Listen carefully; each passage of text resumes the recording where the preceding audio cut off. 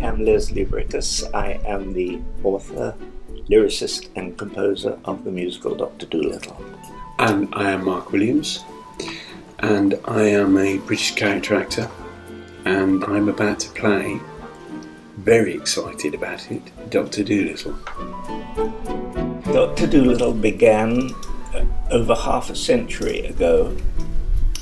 I was in San Francisco doing a musical called The Roar of the Grease Paint with Tony Newley. And an American PR man called Arthur Jacobs came up to San Francisco and said, "I have news for you that will change your life." And 2 days later, 20th Century Fox had offered me to write Dr. Dolittle. I didn't know a lot about the stage musical, but the film was a big part of my young life, as a lot of Leslie's songs were. I had a sort of very strong feeling that I knew what I'd do. Could I do it, and could I do it well? And I thought, yes. And that kind of gives me, once I've got that, I'm very enthusiastic. Because I was writing a musical about Noah's Ark, and there was a PR man who went to Daryl Zanuck and said, "I found a guy who writes songs about animals."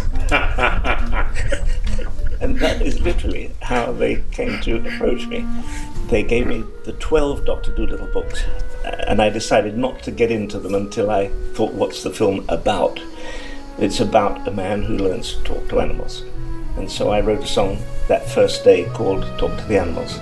I'm very interested in how Dr. Dolittle moves from being a West Country doctor and to being enlightened by the animals.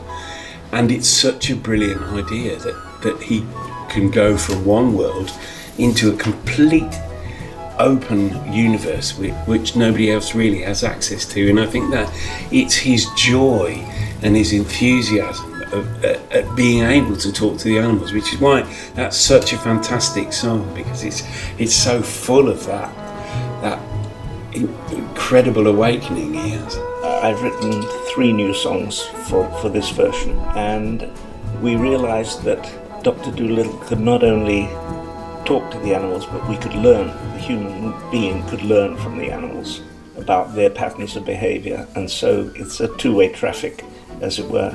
And I think that's an important new ingredient.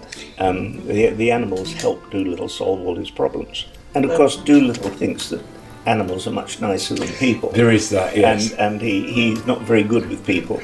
You can get surprised by different responses.